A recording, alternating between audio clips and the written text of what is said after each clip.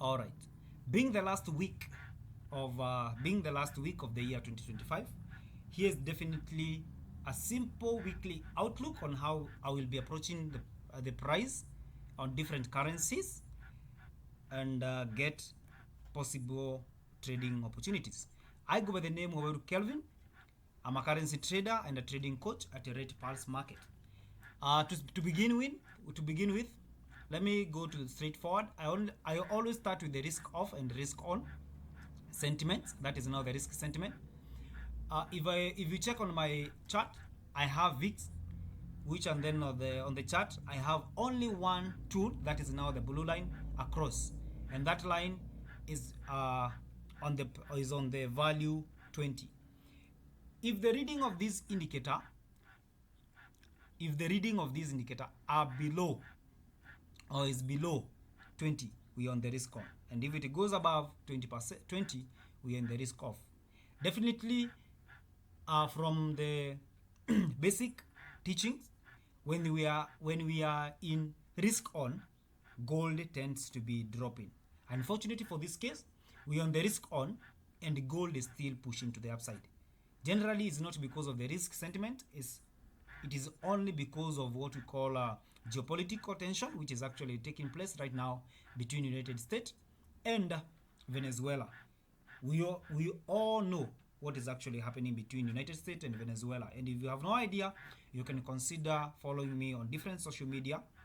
And you can also consider following us at RatePulse market on different social media, so that at least you can stay updated. We actually had Trump sanctioning the oil tankers, which are getting in and out of Venezuela, and then leading to geopolitical tension. And based on that, we still have the dollar very weak. We shall be covering the fundamental analysis on that. Now, we've already into conclusion of the risk on. We are at a risk on. Now we are looking at gold. Right now, if I was to trade gold, I'll still be bullish on the gold. The reason why I should be bullish on gold, it's because of the geopolitical tension, which is still escalating. And again, we still have bearish US dollar. Allow me, if I was to approach gold, this is how I could approach. This is how I will be approaching come next week. We shall be having that kind of a pull. I'm expecting we shall be having a kind of pullback on gold, maybe. Remember, trading is all about probabilities. So I'm expecting a pullback to that level and then pushing to all-time highs. And yeah, I'll be looking to buy from demand. I always trade demand and supply. So I'll be expecting the price to come back into that demand zone. And then we can have the price pushing to the upside. Simple as that. Then let's get to cover fundamental analysis on different currencies individually. Then we shall be covering fundamental analysis on individual currency. Then we can use fundamental divergence approach combined with the technical analysis to get a possibility. We can get to see if we can get a trading opportunity on different currency pairs. Now let's start with we are going to start with the US dollar. I have written some few things here.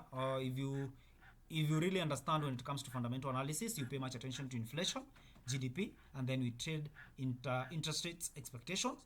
And also, when it comes to interest rates expectation, we look at the expectations.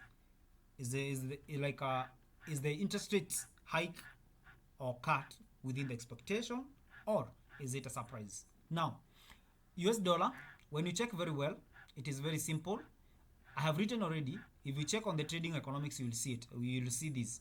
We have GDP growth rate advanced annualized 4.3% in quarter 3 2025. This shows expansion growth from 3.8%. Therefore, the GDP is actually rising. When you check on the inflation, the US inflation decreased from 3% to 2.7% in December 2025, the lowest since July below forecast of 3.1%. This creates surprise since inflation decreased beyond expectations. And therefore, right now, actually, when it comes to US dollar, as long as they say they will be cutting the interest rates, I'll be much waiting for the data to align. That is now the GDP to fall, inflation also to fall, so that at least I can expect the interest rates dovish cut. But for now, what I'm actually expecting when it comes to the headlines is that we shall be having Fed rate cut uncertainty, which will be actually be giving a very kind of bearish, not very but bearish vibe when it comes to US dollar. Unfortunately, since the data line, I will not be trading that. So I will be going to the conclusion. Note something I have already written here. This divergence in inflation and GDP may cause Fed rate uncertainty. For this, it's good to wait for headlines and see how market will price in. Remember in trading, we don't actually predict, but we actually react from what the price will be doing. Note, during the last Fed press conference, Fed chair, that is now Powell, signaled 2 potential rate cuts in 2026. The big question is, will the next be a hawkish or dovish cut? Or will be the data or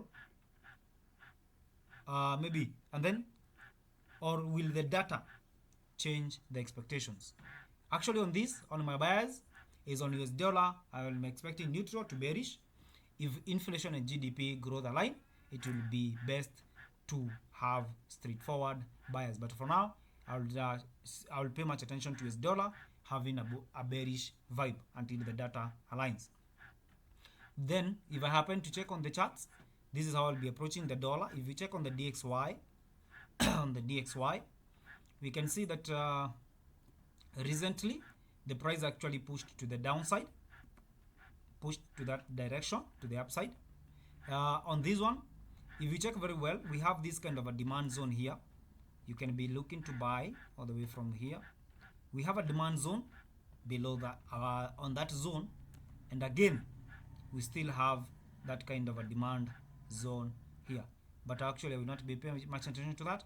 And this one, we can see that maybe we can come next week, we might also have the price pushing to the upside to this kind of a supply here, whereby we have this supply zone here. Let me just have this one as my supply zone, and also we can also expect the price to come, like to react from that zone. It is very simple. We can wait and see how the price will actually be pushing to that direction. Why am I saying that we might also have a pullback to that supply, since the latest data, which is GDP and inflation, GDP showed some strength to the upside. Then we can see maybe probably to that position before getting to drop. So this is my bias. I'll be expecting that price to move to that direction, and then from there I can look to sell from that zone. So that is now DXY. Let's cover something else. Let's go to the next currency. Let's cover fundamental analysis. When you check on the euro, it is quite very simple. On the euro, you can see it's on the blue, bearing like on the blue says that I will be looking on the bullish thing. Let's check on the GDP. GDP growth for the third quarter of 2025 was revised slightly higher to 0.3%, up from primarily estimate of 0.2% and above the previous quarter, which is 0.1. Therefore, on the GDP, we are still on expansion.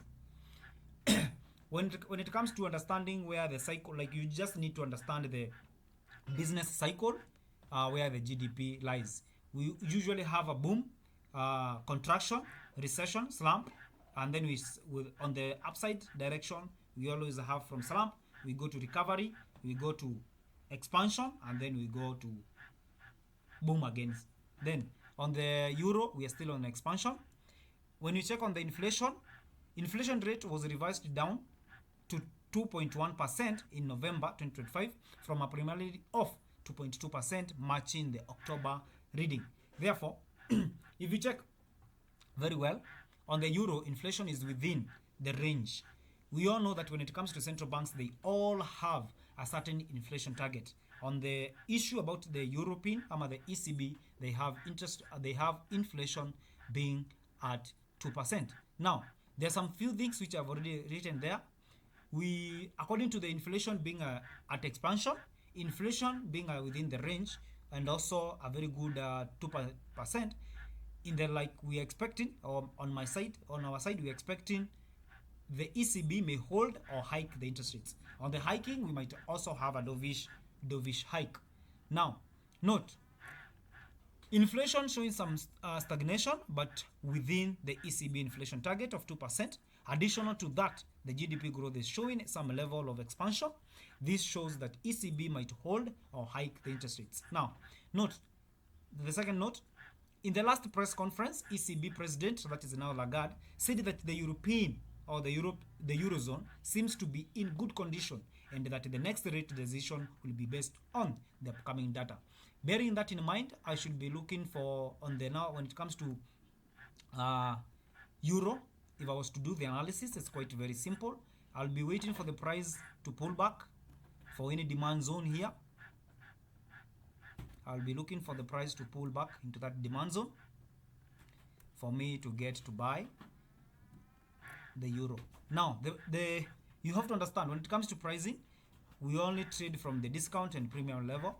So if you were to take price, move of this, so I'll be looking to look from this demand zone here, and then we can push. So we can, what I'm expecting in the euro is that we have this one pull back a little bit, and then we proceed to the upside.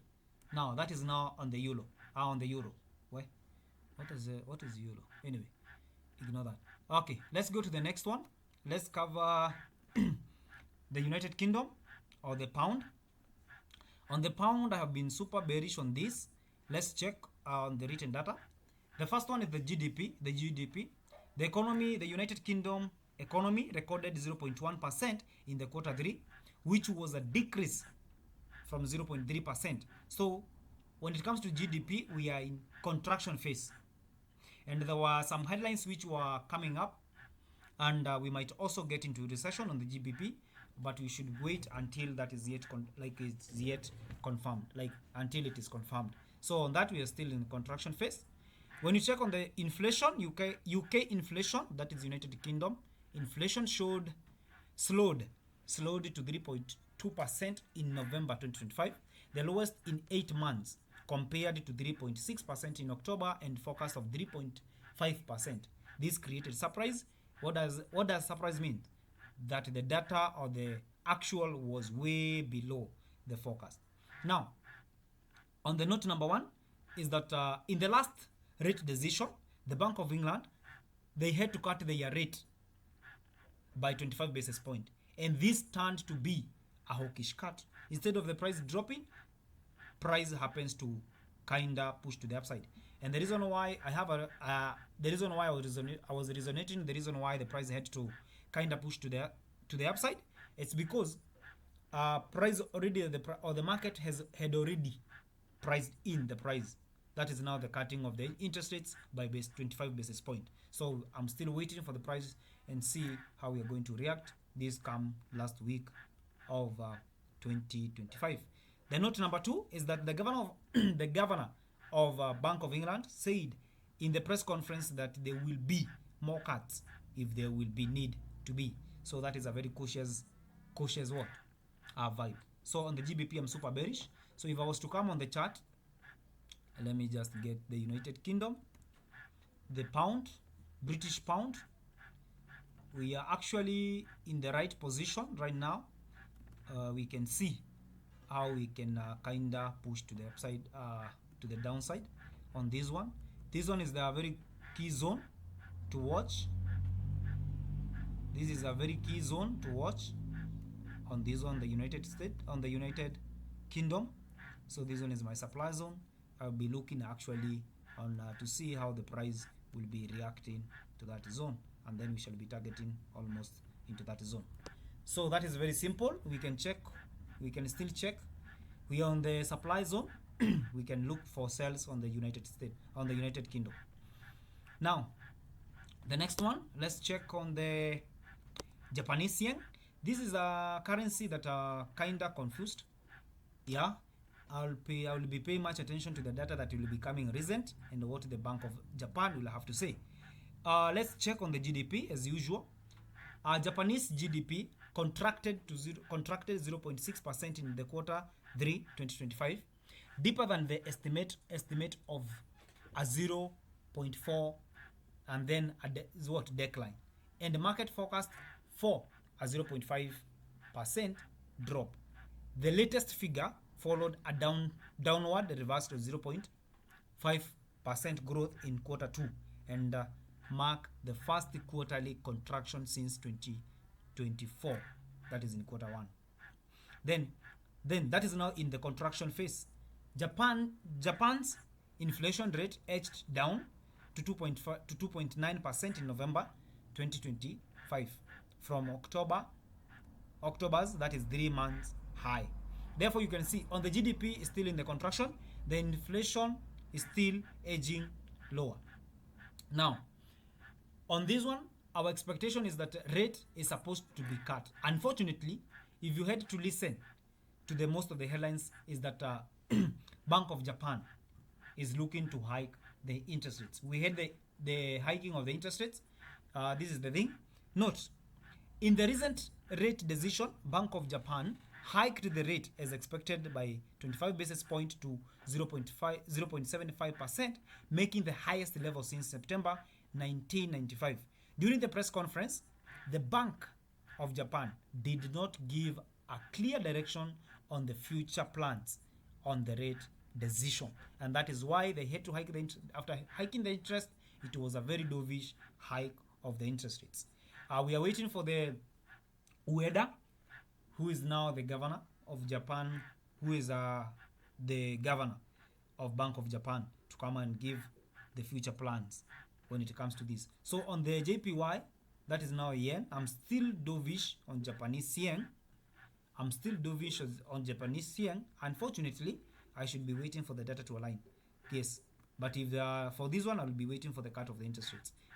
Although they are saying, now the thing is, I'm expecting a very cut on the interest rates on the Japanese yen. Unfortunately, there are speculations that on the Japanese yen or the Bank of Japan will be hiking the interest rates, of which they might hike and also be a dovish hike. Yes, so on this one, I'll be looking to sell dovish. I'll still be looking to kinda sell JPY. Not unless there is more data to come out. If you happen to go to the weekly time frame, it is quite well. You can see we have this kind of a zone here, a demand zone here. This is a demand zone here, so we might also see some push to the downside. And if I was to go, this one is a demand zone. This one, I will choose to stay away from this JPY. Any pair that has JPY, I will still look forward. Let me just go to the line graph. I will still be going that consolidation over here, that zone here. I'll be going for supply zone here. So what I'm expecting is that we might also get a price push to the upside, then keep dropping. Unfortunately, it will be actually we'll be looking on the next data that it will be coming out on the JPY.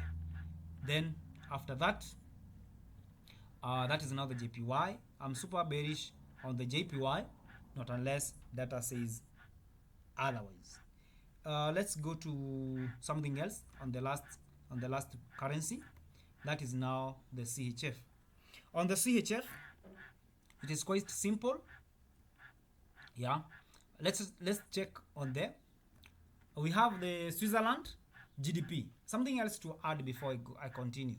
On the JPY, we still due to geopolitical tension that is actually happening right now. If the VIX happens to push above 20% due to geopolitical tension, I'll be looking for stronger JPY. I will be looking to buy all the way from here. Reason being, when we are in risk of when you're in risk off, JPY and CHF tend to do better due to what you call safe haven. Yeah, safe haven demand, and that is now CHF, JPY, and gold. So if you happen to go to over above 20% of the VIX, I'll be looking to buy JPY. Right now, you can see it is in a very